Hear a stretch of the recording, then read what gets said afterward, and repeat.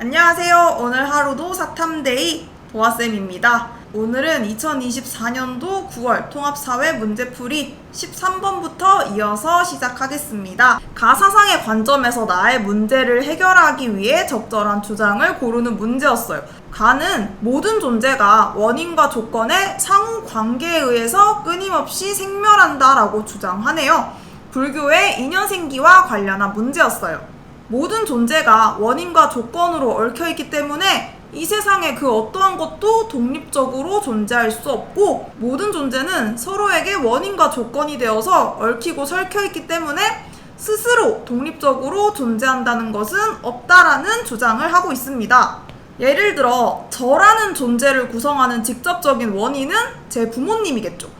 그런데 제가 살아오면서 만난 선생님들, 친구들, 출퇴근길에 저를 운반해주는 버스기사님, 그리고 그 안에서 마주치는 수많은 사람들, 제가 성장하면서 마주친 자연 환경들, 이런 것들이 저를 구성하는 조건들이 돼요. 제가 아직 결혼은 안 했지만 혹시나 결혼해서 자녀를 낳을 때를 대비해서 육아서적을 읽고 있는데요. 그 책에서 되게 강조하는 게 어린아이들, 특히 3세 미만의 아이들을 어릴 때부터 자연 환경에 풀어놓고 자연 환경에서 보고 배울 수 있게 해야 된다라는 걸 되게 강조하더라고요. 내가 매일 먹는 밥, 입고 있는 옷, 그리고 보고 자란 자연 환경까지 저를 구성하는 조건이라고 할 수 있어요. 특히 인간들은 제 스스로 잘난 것처럼, 자기 혼자, 자기 스스로의 힘으로 성공한 것처럼 잘났다고, 우월하다고 생각하는 경우가 많은데, 사실은 그렇지 않고 우리는 모든 원인과 조건으로 얽히고 설켜 있다. 그리고 스스로 존재할 수는 없으며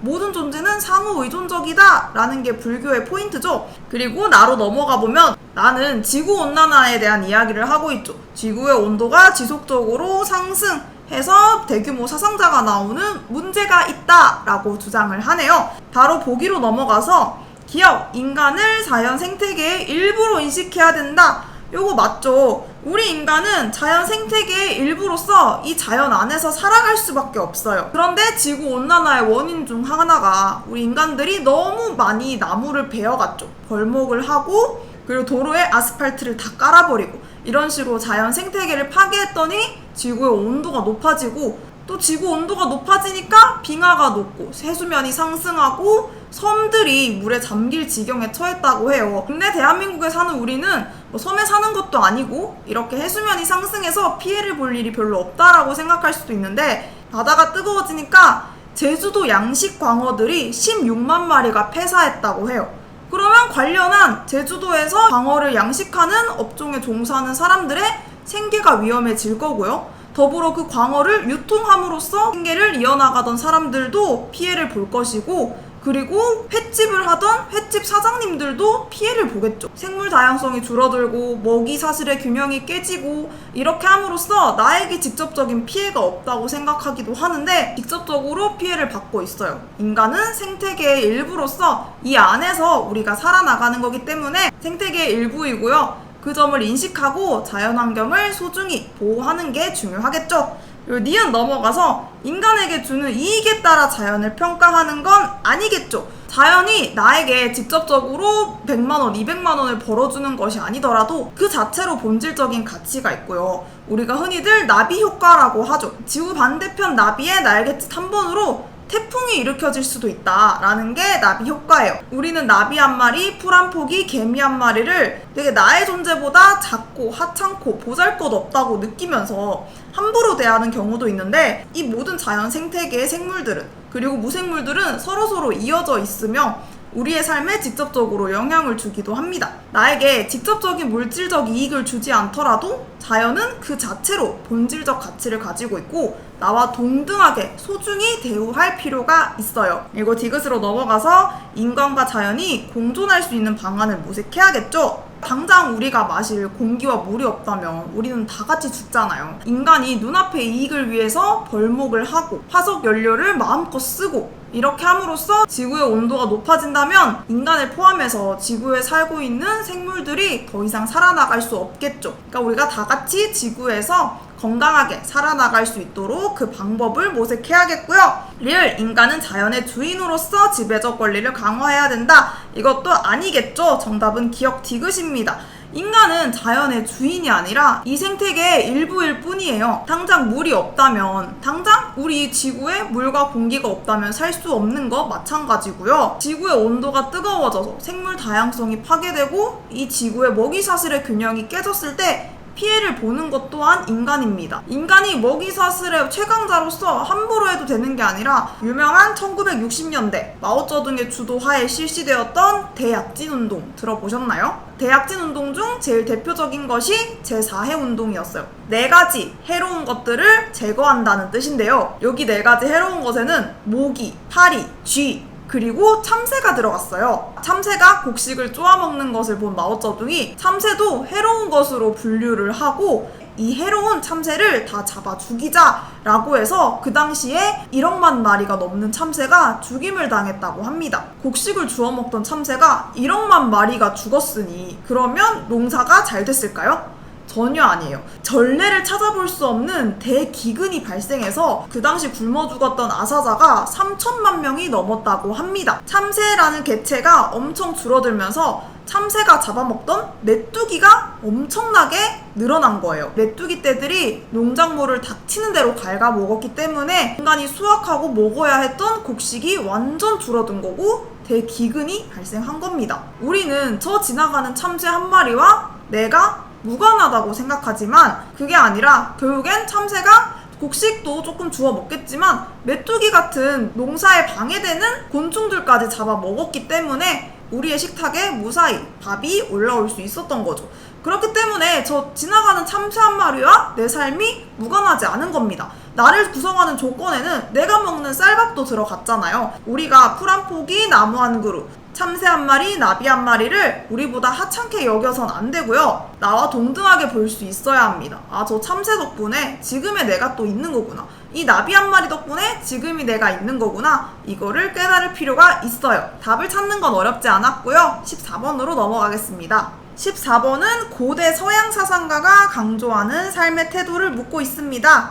두 번째 줄을 보면 결핍으로 인한 고통이 제거된다면 단순한 음식도 우리에게 사치스러운 음식과 같은 쾌락을 준다네 라고 하네요. 에피쿠로스 학파의 쾌락주의에 대해서 설명하고 있는 글입니다. 에피쿠로스 학파의 쾌락주의를 처음 듣는 사람들은 좀 의아할 수도 있어요. 우리가 생각하는 쾌락은 보통 짜릿한 거, 뇌에서 도파민이 팡 터지는 것들을 쾌락이라고 말하죠. 특히 저는 대학교 처음 갔을 때 진짜 쾌락을 좇는 삶을 살았던 것 같아요. 20살 이전까지는 오로지 대학교만을 목표로 하면서 공부를 하고 남는 시간엔 친구들과 소소하게 이야기하는 정도의 삶을 살았는데 20살이 되고 대학교에 가니까 맛있는 안주들과 술과 이성과 이런 것들로 캠퍼스 생활이 점철되어서 너무 짜릿하고 재밌고 그래서 월화수목금토일을 그렇게 참 재밌게 살았어요.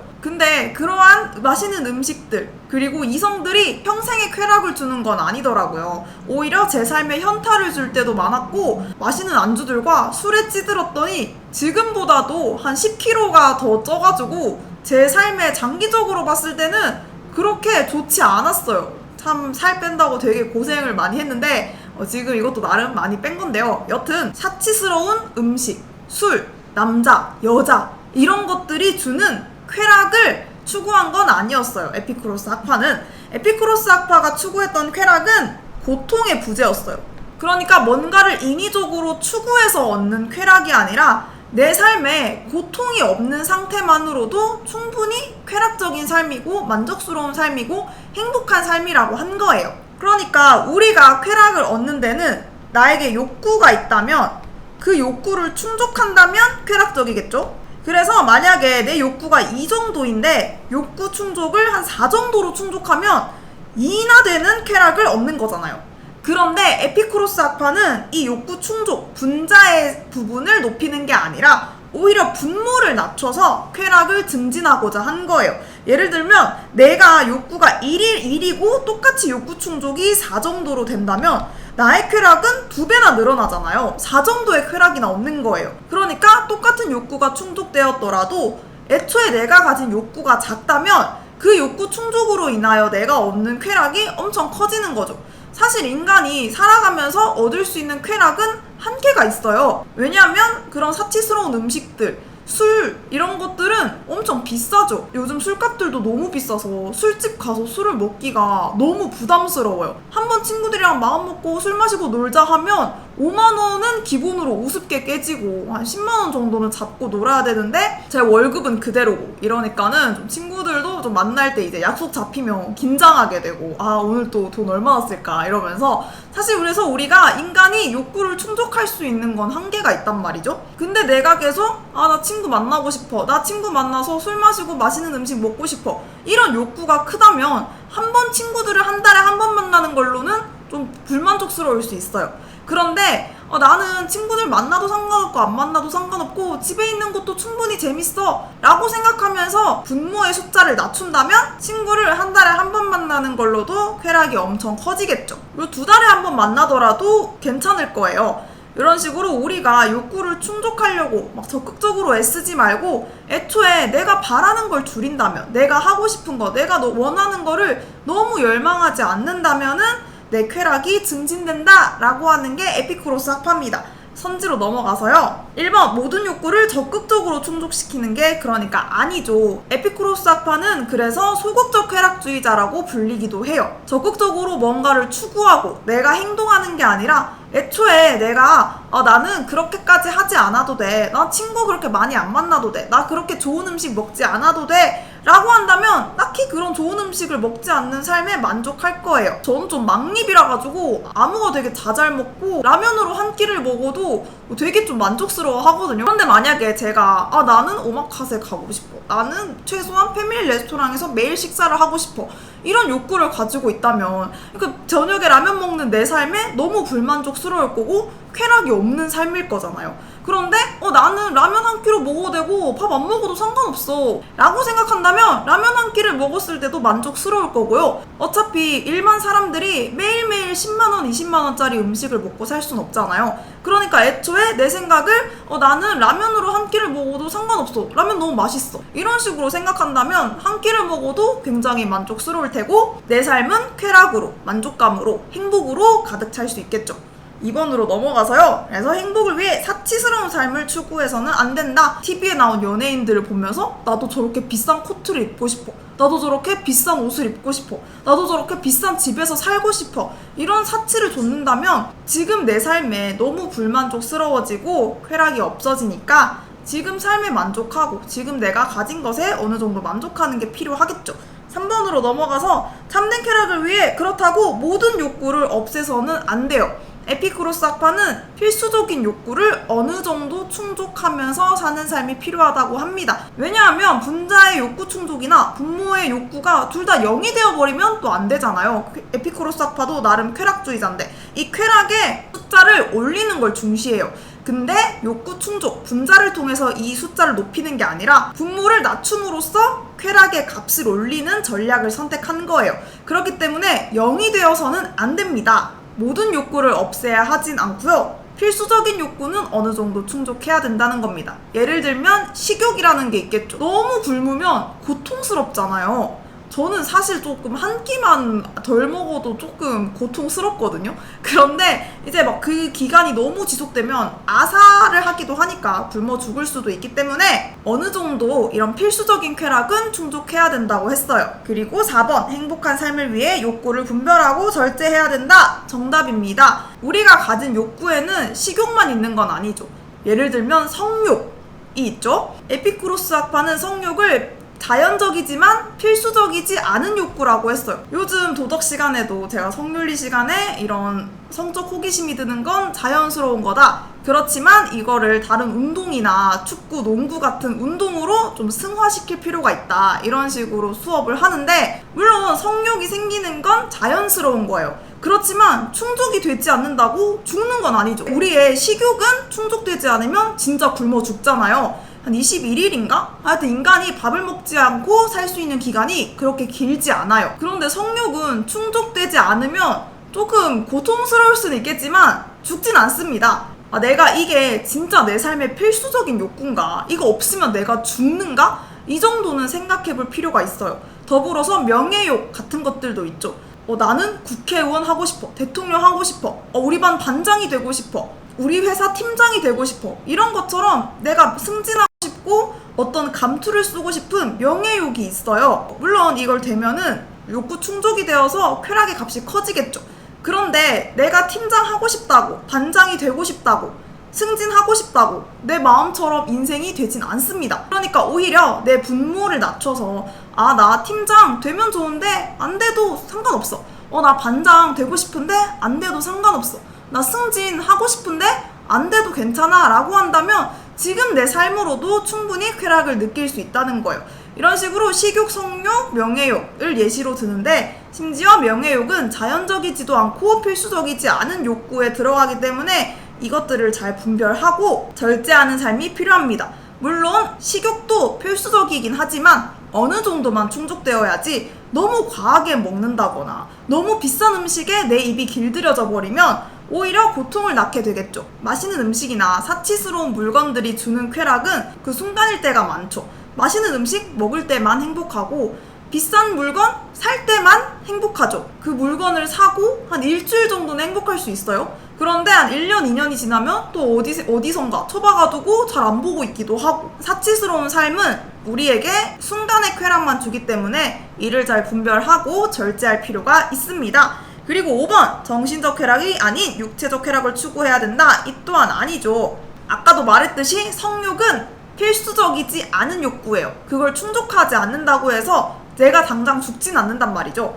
그렇기 때문에 육체적 쾌락은 잠시 접어두고 그 순간에는 행복하겠죠. 그 순간에 그 성욕을 추구하는 그 순간에는 너무 도파민도 팡 터지고 행복할 거예요. 그렇지만 현타라고 하죠. 소위 현자 타임이 찾아와요. 순간에만 쾌락을 주는 것들은 우리가 좀 멀리하고 나에게 지속적으로 쾌락을 줄 수 있는 정신적 쾌락을 좇아야 한다. 예를 들어 공부 같은 게 제일 대표적이죠. 사실은 공부나 책 읽기, 운동 이런 것들. 공부는 하기 전에는 너무너무 하기 싫고 공부 너무 싫은데 하고 나면 되게 뿌듯하죠. 내가 8시간씩 이렇게 순공부 시간 8시간, 10시간, 15시간이 나왔을 때 너무 뿌듯하잖아요. 그리고 그때 했던 공부는 계속 나에게 지속적으로 남아있고 나에게 쾌락을 주겠죠. 운동 같은 것들도 마찬가지예요. 운동 가기 전엔 너무 가기 싫어. 저는 주로 헬스랑 필라테스를 같이 하는데 필라테스가 좋은 게 일주일 전에 미리 예약제로 운영이 되기 때문에 당일 취소가 불가능해요. 그 당일만 되면 너무 가기 싫은데 그래도 돈 냈으니까 하면서 억지로 갔다 오면 세상 그렇게 뿌듯할 수가 없죠. 그래서 오운완 이러면서 오늘도 운동 완료했다면서 주변에 운동 갔다 왔다 이렇게 자랑도 하곤 하는데 이렇게 나에게 지속적으로 만족감을 줄 수 있는 정신적 쾌락을 추구해야 한다라고 주장을 합니다. 넘어가서 15번은 경제 문제가 나왔어요. 문제를 풀기 되게 까다로웠을 것 같은데요. 한번 같이 살펴보면 갑은 여행을 가기 위해 이동수단 A씨 중 하나를 합리적으로 선택하려고 한다라고 하네요. 우리가 합리적으로 선택을 하려면 편익과 기회비용을 함께 고려해야 합니다. 우리가 절대적인 금액만 보고 그게 비싸다 아니다를 판단해선 안 돼요. 합리적 선택이라는 거는 편익과 기회비용을 함께 고려한다는 뜻입니다. 저는 좀 억울한 게 비싸더라도 좋은 물건을 사서 오래오래 쓰고 만족감을 얻자라는 주의거든요. 그런데 제 남자친구는 그런 제 모습을 보고 왜 이렇게 사치스럽냐 이런 식으로 핀잔을 주기도 해서 조금 억울해요. 무조건 싼 걸 사는 게 돈을 아끼는 게 아니고 비싼 걸 샀다고 해서 돈을 버리는 건 아닙니다. 물론 그 가격이 너무 과하게 비싸서 제 형편으로 감당이 안 되는데 비싼 걸 샀다. 그러면 이제 문제가 되겠지만 내가 선택할 수 있는 ABC 대안들 중에서 가격만 보고 뭘 살지를 고르는 건 합리적인 건 아니라는 뜻이에요. 일단 문제를 한번 보자면 갑은 여행을 가기 위한 이동수단 ABC 중에 하나를 고르려고 하네요. 표에는 명시적인 가격이 나와 있고요. 그로 인해서 얻을 수 있는 편익이 나와 있어요. 하지만 우리가 편익을 보고 무조건 C가 편익이 15로 제일 크니까 C가 제일 합리적인 거네 라고 할 수는 없어요. 우리가 왜냐하면 순편익을 고려해야 되기 때문이에요. 순수한 편익이 0보다 큰 양의 값이 나와야지 나에게 순수하게 이득이 되는 거겠죠. 그리고 선지로 넘어가서 A 선택의 암묵적 비용은 4만원이다 라고 하면서 암묵적 비용 이야기가 나왔어요. 암묵적 비용이란 우리가 일상적인 상식으로 알고 있는 기회비용과 비슷한데 내가 만약 A를 선택했다면 A를 선택하지 않고 B를 선택했을 때 얻을 수 있는 이익을 말합니다. 재화는 한정적이고 내가 갖고 싶은 걸 다 살 순 없잖아요. 내가 살 수 있는 것들 중에서 예산에 맞게 하나를 골라야 된다면 그 하나를 고름으로써 놓치게 된 다른 것의 가치를 말하는 거예요. 우선 ABC들의 가치를 한번 보자면 A는 명시적 비용이 4만원인데 평이익은 7만원이니까 3 정도의 이득을 받고요. B는 4, C는 8 이라고 할 수 있어요. A를 선택함으로써 발생한 암묵적 비용은 8이라고 할 수 있겠네요. 왜 4랑 8을 더한 12가 아니에요? 라고 한다면 우리가 원래도 하나를 선택해야 되잖아요. 그래서 그 중에서 얻을 수 있는 제일 큰 가치를 암묵적 비용이라고 하는 거예요. 그래서 A는 8, B도 8이 되겠죠? C는 4가 되겠습니다. 그러면 A 선택의 암묵적 비용은 8만원이니까 틀렸고요. 니은 B 선택의 명시적 비용은 5만원이니까 맞죠? 명시적 비용은 나와있는 우리가 직접적으로 지불한 금액을 말해요. 딕은 넘어가서 C 선택의 기회비용이 가장 크다 라고 해서 기회비용 이야기가 나왔어요. 기회비용이란 명시적 비용 플러스 암묵적 비용을 말해요. 우리가 직접적으로 비용을 지불한 것과 더불어 A를 선택함으로써 놓친 암묵적 비용까지 더한 것이 기회비용입니다.